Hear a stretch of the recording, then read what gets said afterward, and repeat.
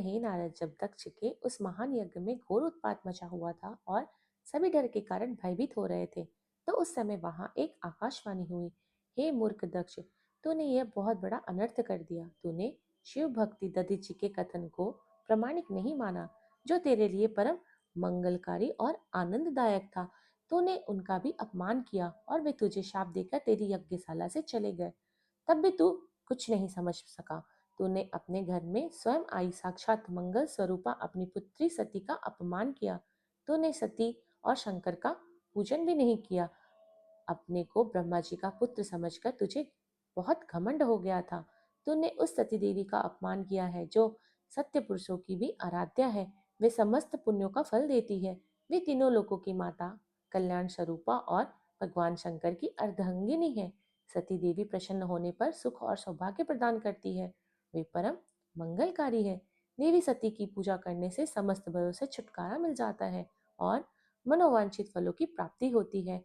देवी सभी उपद्रवों को नष्ट कर देती है। वे ही पराशक्ति है तथा कृति, संपत्ति, भोग और मोक्ष प्रदान करती है। वे ही जन्मदात्री अर्थात जन्म देने वाली माता है। वे ही जगत की रक्षा करने वाली आदि शक्ति है और वे ही प्रलय काल में जगत का संहार करने वाली है। सती ही भगवान विष्णु सहित ब्रह्मा, इंद्र, चंद्र, अग्नि, सूर्यदेव आदि सभी देवताओं की जननी है। वे साक्षात जगदम्बा है। वे ही दुष्टों का नाश करने वाली और भक्तों की रक्षा करने वाली है।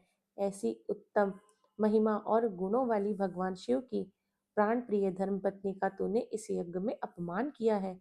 भगवान शिव तो परम ब्रह्मा परमेश्वर है। वे सबके स्वामी है। वे सबका कल्याण करते हैं। सभी मनुष्य प्रभु के दर्शन पाने की अभिलाषा सदैव अपने मन में रखते हैं। दर्शनों की इच्छा के लिए घोर तपस्या करते हैं।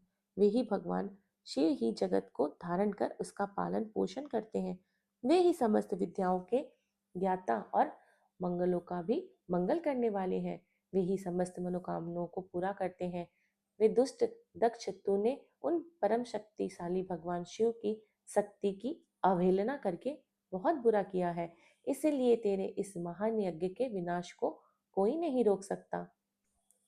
जिनके चरणों की धूल शेषनाग रोज अपने मस्तक पर धारण करते हैं, जिनके चरण कमल का ध्यान करके ब्रह्मा को ब्रह्मत्व प्राप्त हुआ, तूने उनका और उनकी पत्नी सती का पूजन ना करके बहुत अनिष्ट किया है। भगवान शिव ही संपूर्ण जगत के पिता और उनकी पत्नी देवी सती इस जगत की माता है। तूने उन माता पिता का सत्कार ना कर कर उनका घोर अपमान किया है। अब तेरा कल्याण कैसे हो सकता है? तूने स्वयं दुर्भाग्य से अपना नाता जोड़ लिया है।